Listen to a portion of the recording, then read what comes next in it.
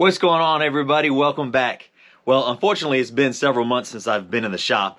Took some time off to get some stuff done around the house. We had a really awesome get-together with a bunch of my friends from school I hadn't seen in a long time. Took an awesome vacation to Yosemite National Park and really just enjoyed the summer. But back in the shop today, and behind me you'll see is our 1994 Toyota 4Runner Blue.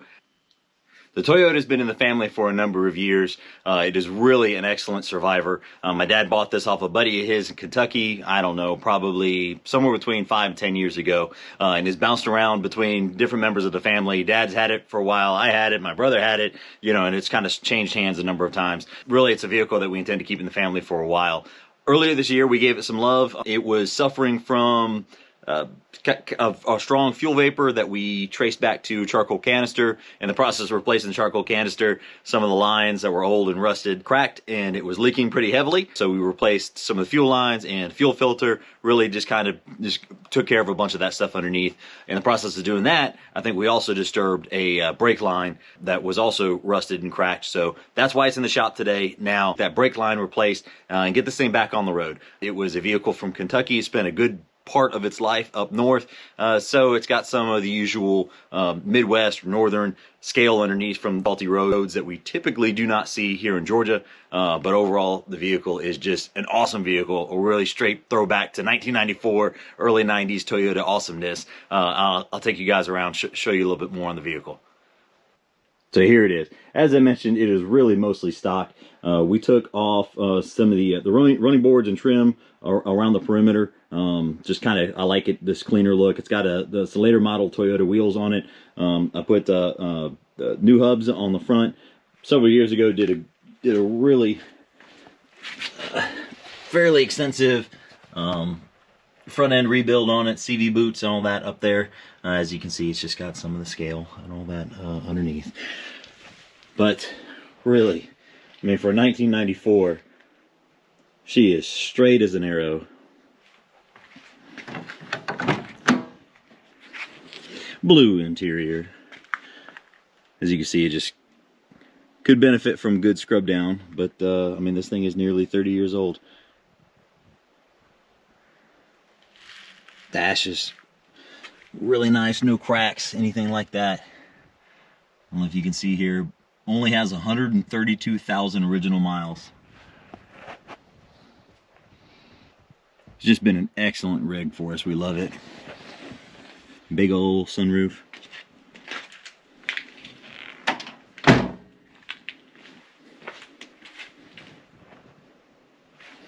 Kind of retro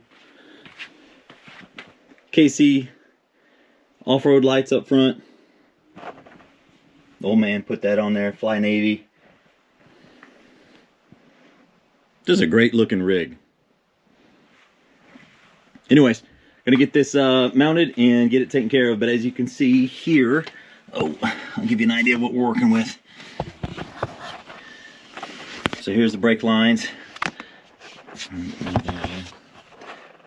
scale and whatnot. This fitting on the right side there is what we'll be working to take off. You can see some of the fuel line that we replaced in there. I'm a fan of using this nickel copper alloy material. It is super easy to work with, corrosion resistant, bends pretty easily, flares really easily.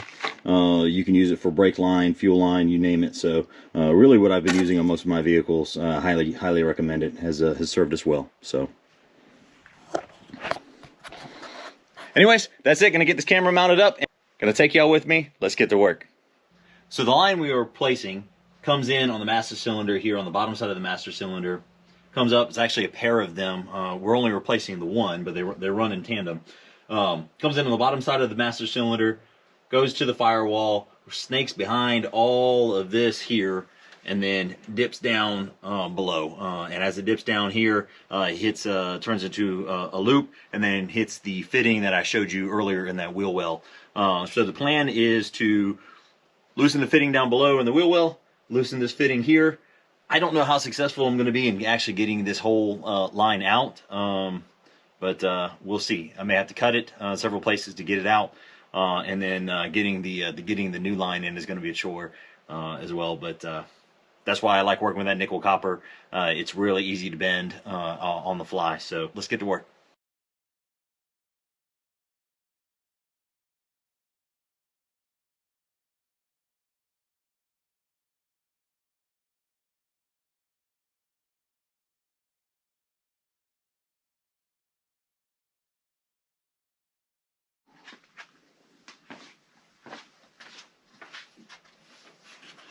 All right, got the top successfully loosened. Always lubricate the fittings really well. I actually soaked these down some time ago, hit it with a little bit more now. Make sure you're using a, I don't know the technical name for this wrench, but it's specific for fittings for brake and fuel line fittings. See how it comes and actually loops all the way around. And actually grips all sides of the fitting as you're trying to put pressure on it. And then don't be afraid too while you're working the fitting. I actually got this one to break loose by tightening it just a little bit. You're just putting pressure on it. All you're trying to do is just trying to break that little bit of seal, rust corrosion that have happened over the years. So those things go two ways. So make sure, give it a little bit of pressure in a tightening direction. I did that, it popped, and then loosened right up. So let's take it down below. That fitting down below is much more corroded. We'll see if I am as lucky as I was up top here.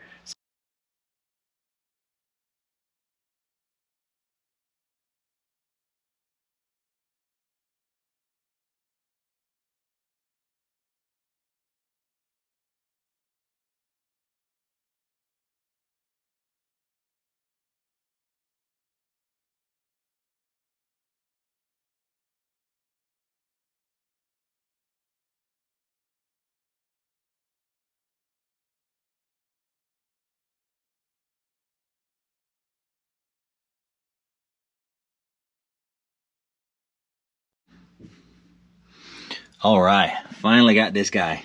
It fought me pretty good, but as I've soaked this really well with WD-40.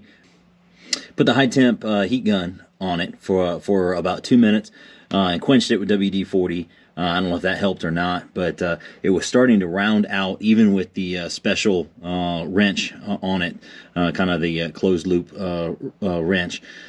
It was still rounding out, so was able to work a vice grip in there, and fortunately it finally gave way. So this is loose. I don't want it to drain out all the fluid. The master cylinder is still full, so I did not take it out all the way, but I went ahead and just unloosened it a couple of threads. So get the camera repositioned, and we'll get this old line out of here. So I had mentioned earlier that I like working with this NICOP material. So this is 3/16 inch line, and as you can see here, I mean, I've already taken a stick of this. This is 7 foot I've got pulled off. I mean, look how easily this material, you can work with this material. And anybody who's worked with steel brake lines or even stainless steel brake lines before knows. I mean, you're not. I mean, you can bend it by hand, but it is. It takes some strength. This here is really pretty malleable and corrosion resistant. So, anyways, this is the flaring tool that I like to use. I got it from Summit. It's specific to 3/16 inch line, brake line, or I guess we'll use it for anything else, but primarily brake line. It is really straightforward, especially with this here. Do not forget to put your fittings on the line. So got both fittings on here right now just to get started.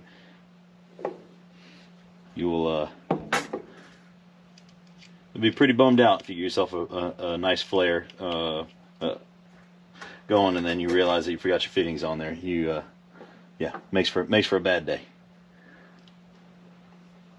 That's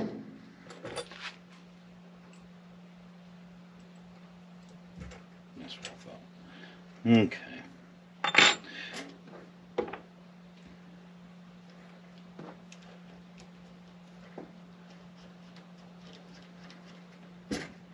So run that guy in tight.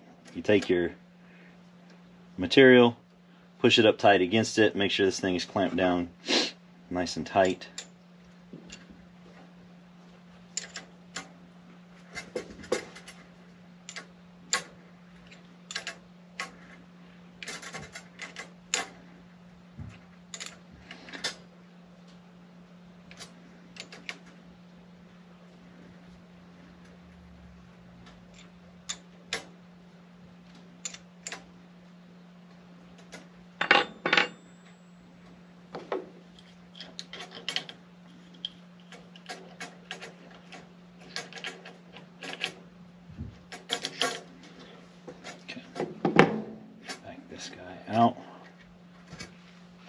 All right, so we got the line fit in here, nice and snug.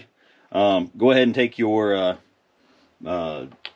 grease, and then on your fitting, the flaring tool here, you can see this is the first side here, and then the second side. Go ahead and take the first side, dip it in, get a little of that on there. And then you're going to thread it in. You're going to thread it in until it's nice and tight.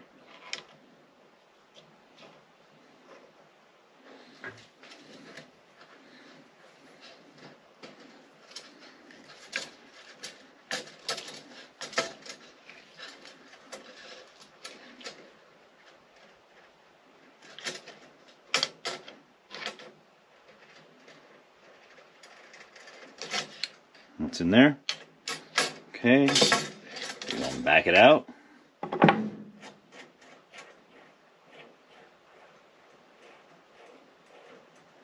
And then we're going to reverse it. Hit it with the second side. Same thing. Dip it in the grease.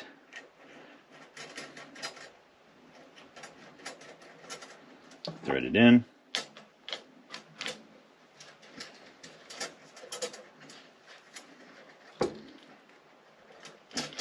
So it's bottomed out.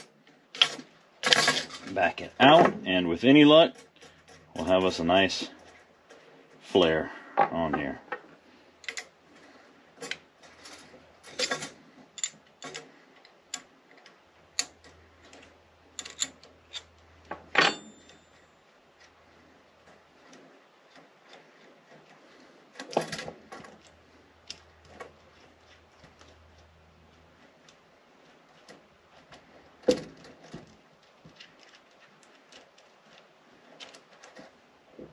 Voila. Look at that.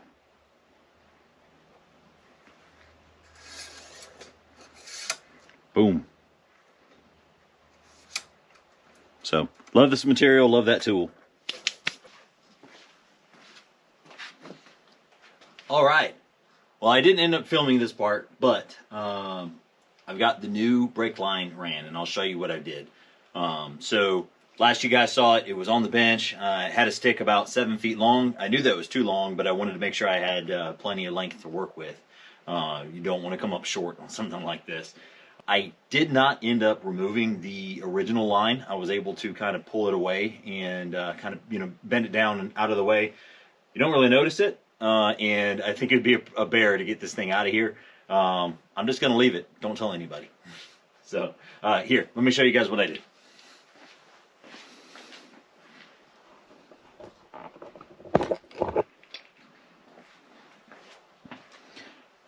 So you can see the nickel copper, the NiCop line, run along there, and just looped it. It's out of contact with everything. New fittings in place. There. You can kind of sort of see that new line snake down through there. I mean, it gets tight in there. In the wheel well here. There's the new line. I did end up putting a little coil in it and then tying it in. So now the test will be, as you can see, I got brake fluid everywhere too as I was disconnecting everything. But now the true test will be filling it back up with fluid, hoping that it holds. It should. Making sure I don't have any leaks. And honestly, what I'm most concerned about is whether or not I disturb any of the other lines in the process. You can see one of the other coils there for the rear brakes. The rear brake fluid is holding level in here, so hopefully that stays that way. Okay, gonna get fluid in it and give it a try. Well, I was dangerously close to feeling done. Got the brake line replaced, filled it up with fluid, bled the front brakes. Pedal was really firm, and then all of a sudden sank. Not good. Did a couple more times, and it just kept sinking. So Came around front here. Everything's, you know, down there at the juncture here in the passenger wheel well. Everything's doused in brake fluid. So clearly I've got a significant leak. I had my wife come on out and press the pedal. I can now see where the leak is coming from. So one of either two things happened. One, I either replaced the incorrect brake line, which is kind of a boneheaded move, but the line I replaced was very corroded, and it was only a matter of time before it failed. Or option two, which is where I'm going to go with, is that I disturbed the second line while replacing the first line enough that it also was really compromised with rust and all that, that it ultimately failed as I was testing the pedal again. So not done. Round two is coming up. But the good news is the front brake lines will be fully replaced at this point, which is good. I mean, if the brake lines were that compromised that they were failing in that matter, then hey, this is the best case scenario, that it happens right here in the garage as I'm testing it, rather than out on the street, and nobody wants to deal with that. So all in all, that's what projects do, right? They continue to feed content and come up with more things to do. So I'm going to get after the second brake line just like I got after the first one here, and hopefully that takes care of it. Y'all stay tuned. All right, everybody, round two of the brake repair on our 1994 Toyota 4Runner.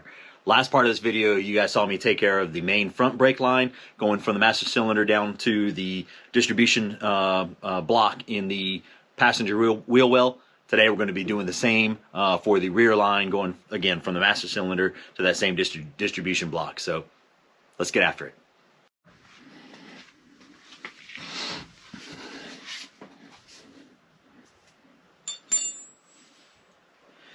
All right, y'all.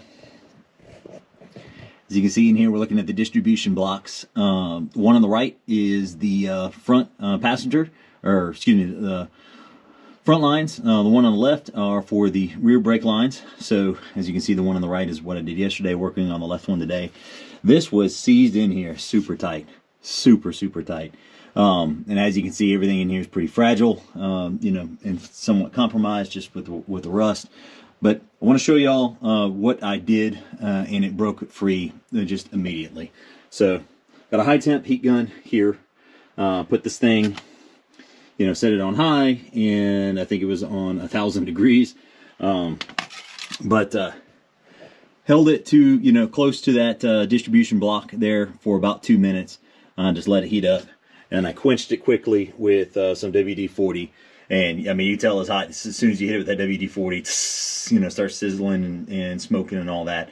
And then hit it with the vice grips, and I mean, literally just pop, came right off. So keep that in mind.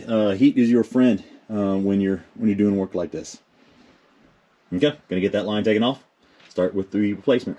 All right. Well, I've got the second line in now, and if you can see, running across the back, somewhat imitated what the original line was doing, going up and over the master cylinder, and in on the driver's side of the master cylinder. Overall, was not terrible, but I tell you what, this line certainly makes all the difference. If you were trying to work with an actual steel line or a pre-bent line, good luck. I don't know how you would get that in there. So nickel copper bends really easily. Again, just can't say enough about that. And then that the flaring tool, the Summit Racing flaring tool for 3/16 line. Awesome. Got to have that in your arsenal. Anyways, the line goes down, snakes down below, kind of did a somewhat of a loop similar to the last one, and then ties into the distribution block on the passenger side wheel well. I've got fluid back in the reservoir. Everything seems to be holding now. I've not bled the brakes yet. So going to fire it up, test the brake pedal, see what it does, and hopefully we hold pressure. Wish me luck. Well, the 4Runner has provided no shortage of opposition. I got the new brake line run, and it was attempting to bleed, still attempting to bleed, but wanted to show you guys here So this is the bleeder screw that was in the rear brakes. This is on the driver's side. I mean, you can see how you know, corrosion and all that. This thing was seized in place. I could not get it out. Sat with a heat gun on it for multiple rounds, like 4 minutes. Got this thing up to almost 400 degrees. You know, the base plate around it, and then this, and I kept quenching it with WD-40. Just take your time, man. If this thing snaps off, it is a bad day. But was able to work it. Had to do the same thing on both sides, driver and passenger side. In the rear, just easy as it goes. Heat, quench, you know, go a little loose, go a little tight, you know, just keep working it back and forth until you're certain that this thing is free. And that's where we are. So was able to get it freed, but as of right now, it's not bleeding, and I don't know if you can see this or not, but there's quite a bit of corrosion in here. I've already cleaned out the one on the passenger side, so going to brush this up a little bit and then run some compressed air and some cleaner through it. Should be good as new. There you have it. Just a couple seconds with a wire brush, some compressed cleaner. This will make a mess, but just to demonstrate, boom, boom. Look at that. Bleeder valve back in action.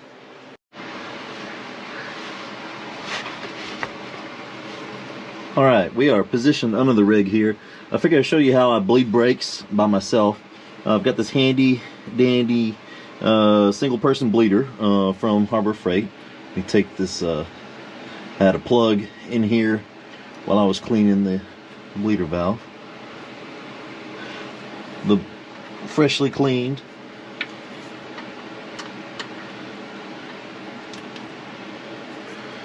valve.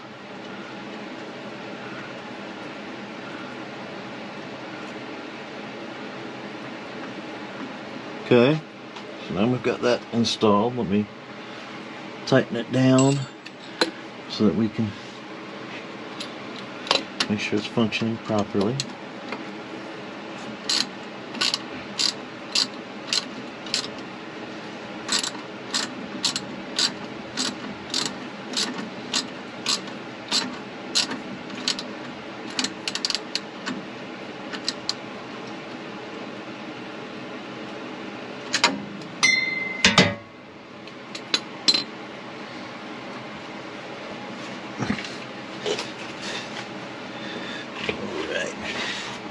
Had to grab a rag. Just want to clean this up, make sure it's stopping fluid like it's supposed to. You can see all the spray here from the WD-40 quenching.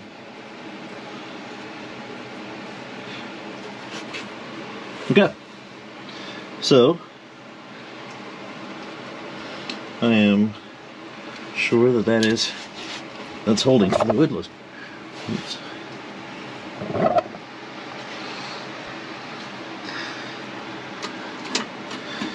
Let's go ahead and crack the line open. And now it is moving fluid. Good. Closed again. Alright, so this tool here, put this end, the little hole goes right on top of the bleeder. Just pops on there. Okay, and when it's on there, go ahead and give it some initial vacuum, and then crack it open a little more. Now watch this. There we go. We're gonna move that fluid, get all that air out, and occasionally stop, go check the master cylinder, make sure you got enough in it. All right, folks, finally done. I've got that second brake line run for the rears. I've got everything bled out. Did a little bit of a video there to show you the tool, the bleeding tool that I was using.